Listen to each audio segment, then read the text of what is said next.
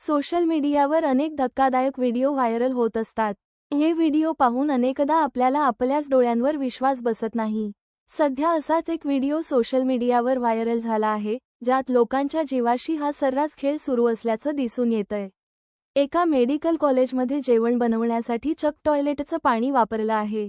नेमकं काय प्रकरण आहे हे जाणून घेऊया. सोशल मीडियावर व्हायरल झालेला हा व्हिडिओ पाहून तुम्हालाही धक्का बसेल. या व्हिडिओमध्ये मध्य प्रदेशातील एका मेडिकल कॉलेजमध्ये जेवणासाठी टॉयलेटमधलं पाणी वापरलं जातंय असं दिसून आलं. व्हिडिओमध्ये आपण पाहू शकतो की टॉयलेटमधील एका नळाला पाईप जोडला आहे आणि त्याचं पाणी तिथले जेवण बनवणारे कर्मचारी वापरताना दिसत आहेत.